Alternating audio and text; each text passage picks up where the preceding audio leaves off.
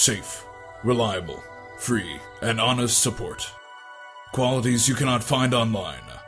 Until now. Introducing the next generation of online technology support. What technology malfunctions are troubling you? Let us know today on the all-new support forums at www.theapplepost.com.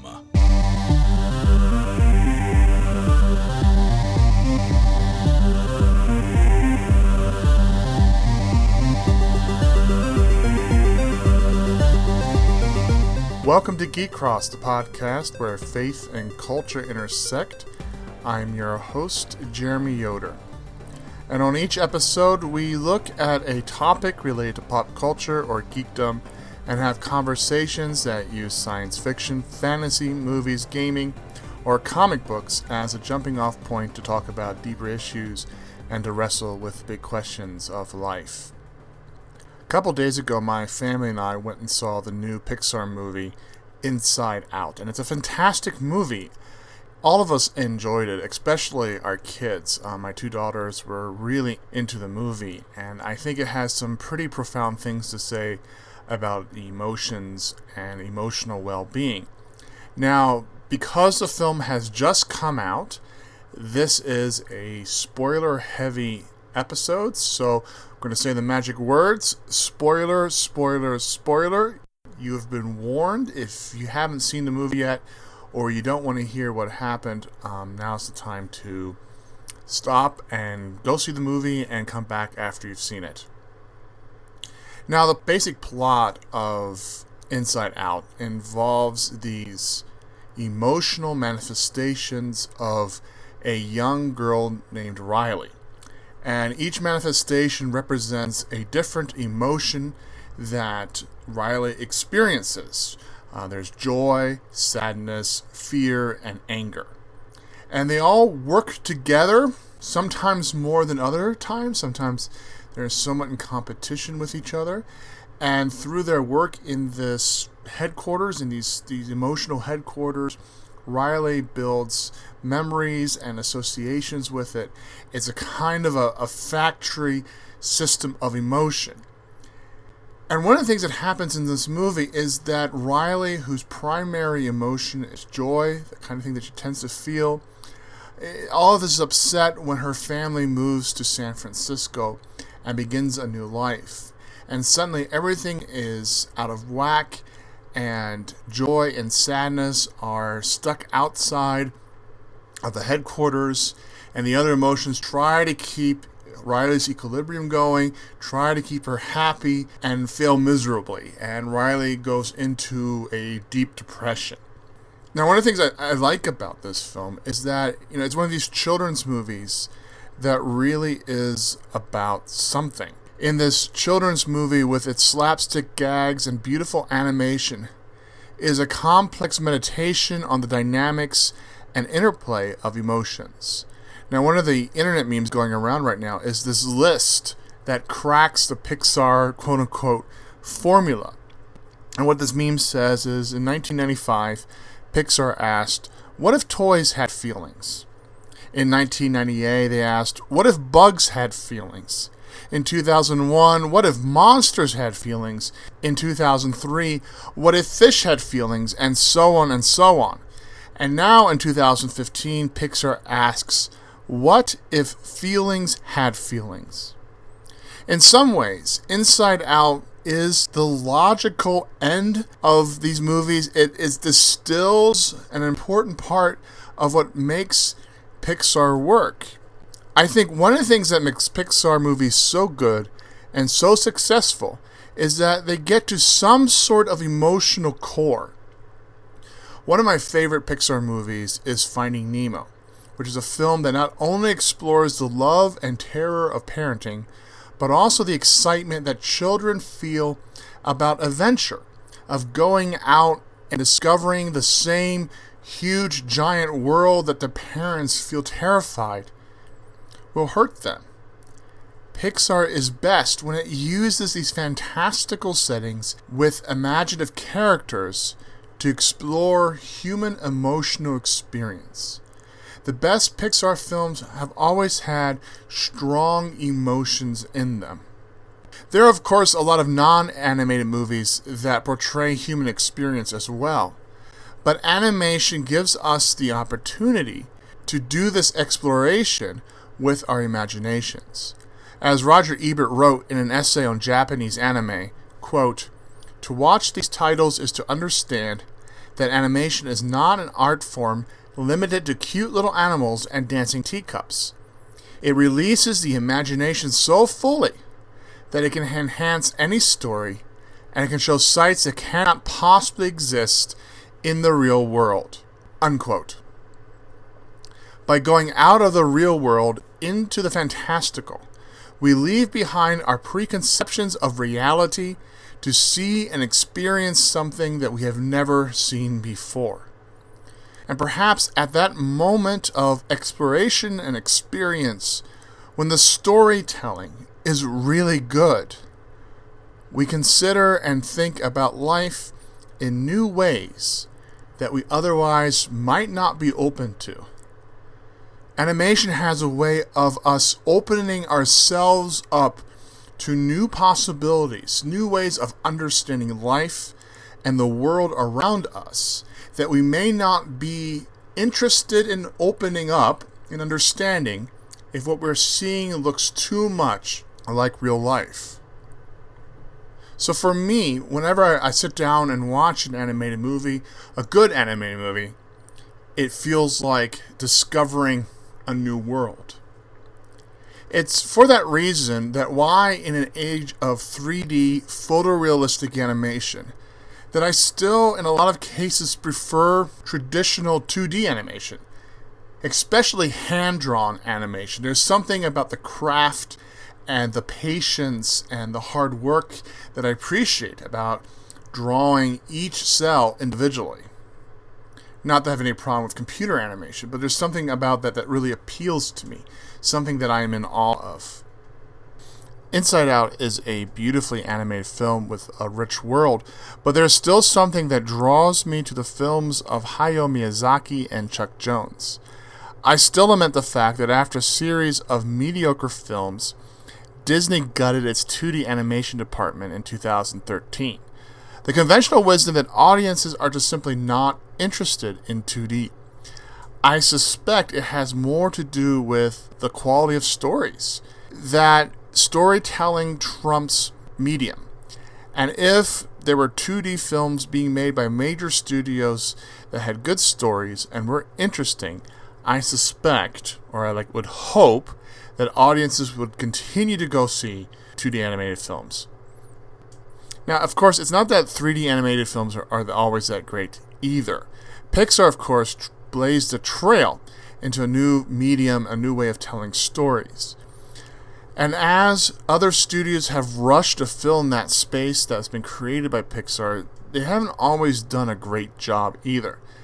One of the things that frustrates me is that non-Pixar 3D films often follow a tired formula that mixes a story which teaches children to believe in themselves by overcoming obstacles with pop culture references to entertain their parents.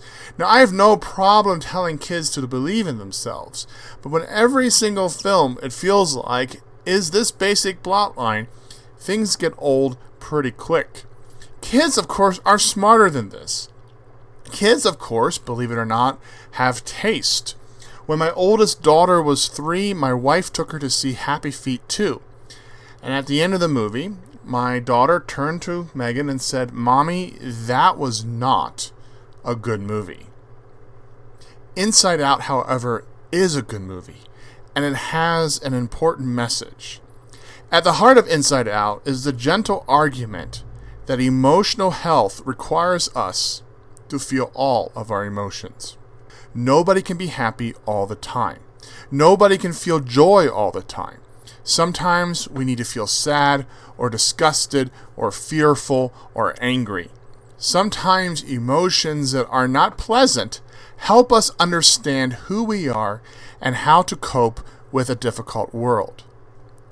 Now, one of the major story arcs in the film is Joy's realization that sadness plays an important role in Riley's emotional health. That there are ways that sad emotions can help that joy and happiness can't. Sadness helps Riley's imaginary friend Bing Bong cope with the reality that Riley has outgrown him and doesn't need him anymore. Sadness helps Riley reach out to her parents for comfort and support. Sadness also helps Riley to break out of depression and to feel again. Joy learns that the emotion she manifests isn't always the answer. That in order for Riley to be emotionally healthy and to grow into adulthood, she needs to feel other emotions as well. By the film's conclusion, joy no longer dominates Riley's emotional headquarters, but rather collaborates with the other emotions to give Riley a richer, more complex, more multicolored experience of life. And what's interesting is in the brief moments that we see her parents' emotions, one of the things that struck me is that they all resembled each other. That all of her mother's emotions resembled sadness, that all of her father's emotions resembled anger, and that these emotions were working with each other rather than being in competition and in conflict as with Riley. As Dan Coyce points out on Slate, this is a really important message. Throughout the film, Riley's parents insist that she responds to the seismic changes in her life by being happy. After the family moves to San Francisco, Riley's mother encourages her to, quote, to keep smiling, unquote, because it will help support her father as he struggles with his new job running a new startup. During Riley's first day of school, Joy tries to contain sadness by drawing a circle on the floor and telling sadness to stand in it and stay there. We live in a culture that privileges happiness and represses other emotions. As Coyce writes, quote, "After all, the emotional messages of most entertainment for kids are pretty relentlessly positive. Love your family, stay true to yourself, keep positive, never give in to despair." As the research of Stanford's Jenny Tsai has shown, one of the emotions that Americans in particular privilege is joy, excited pleasures. Children see around them in books and movies and advertisements exemplars of delight at growing up. That makes it harder to grapple with sadness, University of California's Berkeley psychology professor Jack Keltner told me. It's a vacuum in our culture, unquote. I often see the effects of this vacuum in my own work as a pastor. One of the challenges of where I live, in rural southeastern Colorado, is a stoic rancher and farmer culture that prizes self-sufficiency and views emotions as a vulnerability. We've all heard the fallacy, boys don't cry. Real men don't cry. This, of course, doesn't just affect boys alone. Girls may, in some ways, be more free culturally to express certain types of emotions, but they also have limits placed on them. They also feel pressure. I have a number of female friends who are not emotionally expressive women, and they share stories of teachers, of parents, of peers, of other authority figures pressuring them to be more happy, to express happiness even if they didn't feel it. I also see this privilege of happiness and joy in churches as well. One of the things that strikes me each Easter season is how little time many congregations spend reflecting on the crucifixion. One of the central tenets of Christian faith is that Jesus died on the cross for our sins. And we spend a lot of time talking about that sacrifice and about that crucifixion in church. However, when Easter rolls around, when Good Friday rolls around, we have a tendency to skip over that. I've been in a number of Good Friday services in which the focus of that service was not the cross and the suffering of Jesus, which is what Good Friday remembers, but on the resurrection. We jump, in other words, from Friday to Sunday. We might sing hymns in a service, like "Where were you when they crucified my Lord?" or "When I survey the wondrous cross."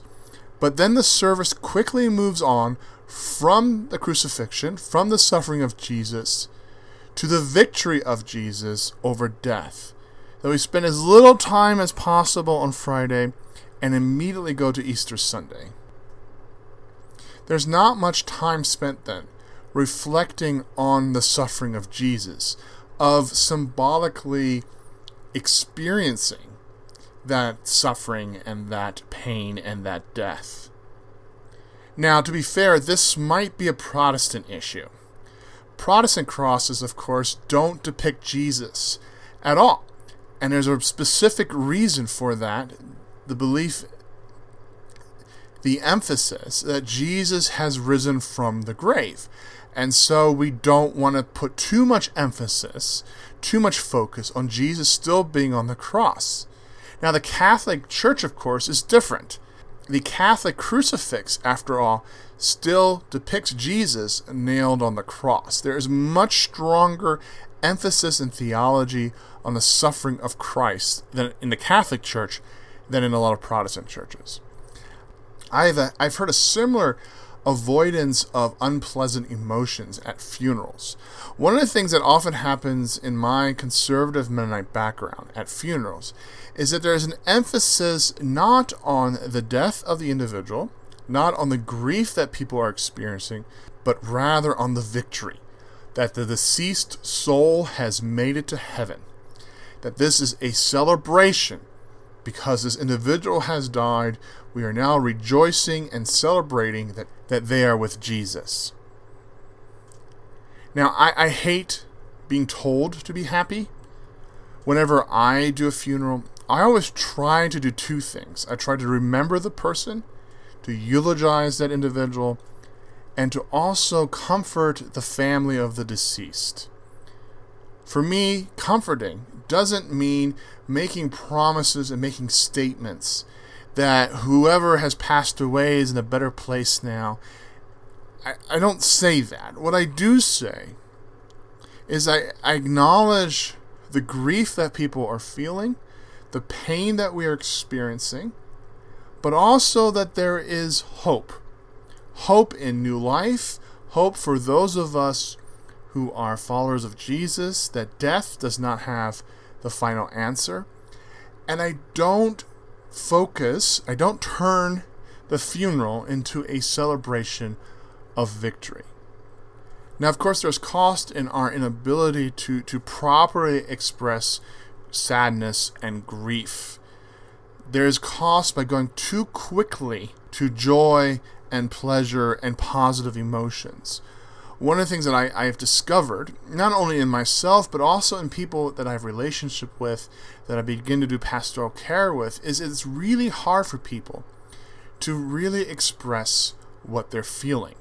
That there's something inside of them because they have not been allowed to express emotions, because they haven't had healthy expression of emotions modeled for them, that they struggle to experience and to express what they're really feeling. That at times when people go through difficult periods of life, when people are struggling with death of loved ones, or with divorce, or with relationship problems, there is a tendency, an impulse to stuff away, to stuff down, to limit the grief, to limit the sadness, and to immediately say, I'm okay, I'm happy. Even worse, people often try to force others to give up their sadness and grief. That we are uncomfortable when people express their pain. And so, we'll say things like, everything's going to be okay, or God has a plan, or this is my pet peeve, God doesn't give you more than you can handle. That is utter and total nonsense. But it's something we do in order to remove other people's grief and struggle from our own lives, so we don't have to deal with it. It's a way of dismissing people. And I think an important part of relationships is learning to truly listen, to be truly present with other people in their grief and in their struggles and in their emotions, to listen to them, to be with them, to acknowledge the difficulties that they are experiencing. That is truly taking care of other people. And I think one of the things that I love so much about Inside Out is that it gets to that emotional truth, that repressing emotions, only going to the positive emotions, prevents us from truly growing up, from truly dealing with the complexities of life, of having multicolored experiences, of understanding that so often in our memories, things may not just be simple a joyful memory or a sad memory, but often that these things are mixed together and that we have the capacity to experience both. Inside Out, in this respect, is a very deep and profound film. And the genius of it is that it couches this message in a film made for kids that has slapstick and jokes and heart, and yet there's a message here that we should pay attention to. One of the things that Dan Coys says in his article in Slate is that ever since seeing Inside Out, he has tried to respond to his daughters in a different way. And I think that's something important to remember. That when my children, my girls come up to me and they're upset and they're crying, that I don't just simply try to dismiss them. That I don't just simply try to get them to be happy so that I don't have to deal with my own discomfort about their sadness, and to listen to them, to be empathetic to them, to try to understand where they're coming from and what they are experiencing. One of the things that I think we really struggle with in our culture is empathy. Certainly when it comes to the online world and the kinds of harassment that happens. Too often I have seen people say to others, and I've had this said to me myself when I've been upset over something that somebody has done. The response often is, well, it's just the internet, buck up and just deal with it. It's not a big deal. This kind of behavior dismisses people, and it tells people that their emotions aren't really worth it.